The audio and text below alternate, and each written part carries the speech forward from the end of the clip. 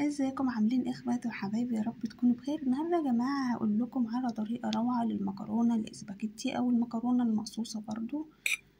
بصوا يا جماعه، ديت مكرونه مش سلقتها خالص وحطيتها في الصلصه على طول. تمام، شايفين يا جماعه؟ جميله جدا ومفلفله كمان، مش معجنه خالص اهيت. بصوا مبدئيا كده انا اول حاجه جبت حله وحطيتها على النار وحطيت فيها شويه زيت، وبعد كده جبت الطماطم فرمتها كويس جدا، وفرمت في الطماطم كمان توم وبصل، وممكن تفرمي قرن شطيطة او قرن فلفل. تمام. بعد كده بعد ما فرمتهم حطيتهم بقى على الزيت، وحطيت البهارات بتاعتي، الكمون بقى والفلفل الاسمر والملح، وحطيت نص معلقة شطة.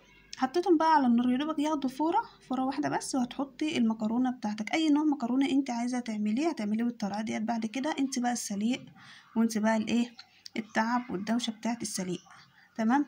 والله العظيم يا جماعة طالعة تحفة وجميلة جدا بصراحة، ما كنتش متوقعة النتيجة.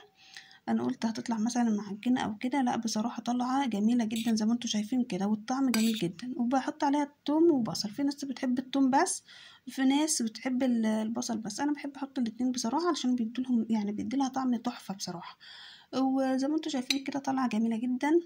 وبعد كده اول ما اخدت الطماطم فورة على طول، او بحط عليها بقى المكرونه الاسباجيتي والمكرونه بتاعتي الخرز. ده عندي المكرونه يا جماعه خرز او مقصوصه زي ما انتم بتقولوا الصغيره ديت.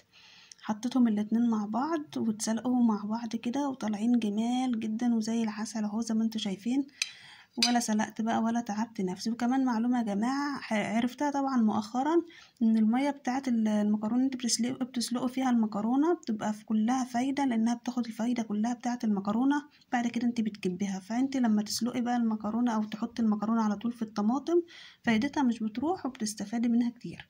تمام. لو عجبكم يا جماعة الفيديو اعملوا لايك للفيديو، ولو اول مرة بقى يشوف قناتنا ينزل يشترك فيها ويفعل الجرس عشان يوصلكم كل جديد. انا يا جماعه ما كنتش انا ما صورتش الفيديو من الاول عشان في ناس هتقول طب ليه ما صورتيش كده. انا حبيت يعني اقول لكم المعلومه ديت، وان شاء الله بصور لكم الفيديو من اول خالص.